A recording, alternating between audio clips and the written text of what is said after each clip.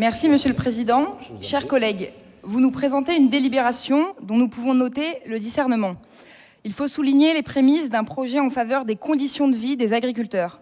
Toutefois, afin de m'assurer de la pertinence de cette délibération, je suis allée à la rencontre d'agriculteurs sur mon territoire pour leur soumettre ces propositions.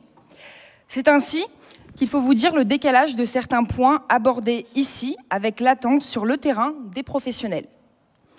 En effet, le cadre d'intervention groupement employeur dans le but de prévenir la pénurie de main-d'œuvre est assez recherché par nos agriculteurs.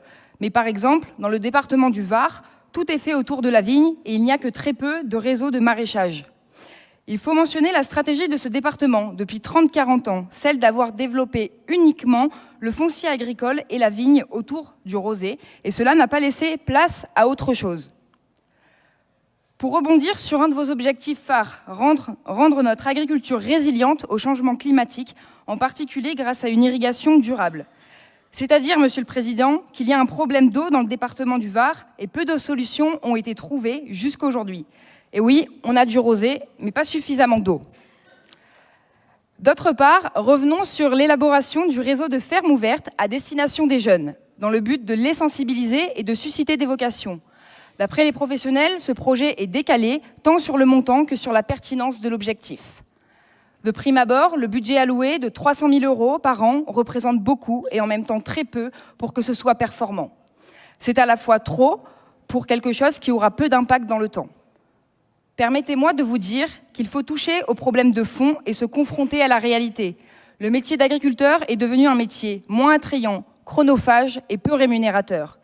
Et c'est pour cela que 400 à 500 agriculteurs se suicident chaque année en France. Les exploitants agricoles sont la catégorie professionnelle qui est la plus touchée par le suicide. Par ailleurs, le départ à la retraite d'une majorité d'agriculteurs dans les 10 années à venir menace de faire disparaître l'agriculture dans de nombreux territoires et de porter un coup fatal aux filières les plus fragiles. C'est maintenant qu'il faut renforcer l'aide à l'installation des jeunes agriculteurs et en faire une priorité. Il faut travailler sur un meilleur accompagnement de nos jeunes et dépoussiérer l'image de ce métier. Je souhaite donc vous dire, après ma visite de terrain, que cette intention de réseau ferme ouverte relève d'un bon début. Mais à propos de son application et de la rentabilité de l'argent public dépensé par rapport au retour sur investissement, cela paraît peu performant. Il faut sûrement un filtre afin de cibler les jeunes véritablement intéressés. Enfin, je voulais terminer par une proposition. Pour pérenniser les générations d'agriculteurs et venir en aide à nos jeunes pour mieux les accompagner, il faudrait chercher et proposer du côté des retraités, en anticipant peut-être les retraites agricoles.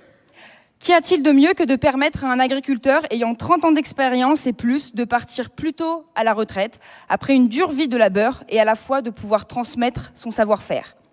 Les collectivités territoriales pourraient financer une aide en ce sens aux côtés des jeunes agriculteurs, pour leur permettre d'acquérir des compétences afin que le métier soit moins chronophage et plus rémunérateur. Ce sont évidemment des suggestions, mais c'est ce qu'attendent réellement les professionnels. En espérant que vous prendrez en compte ces remarques constructives, nous votons évidemment pour votre délibération. Je vous remercie.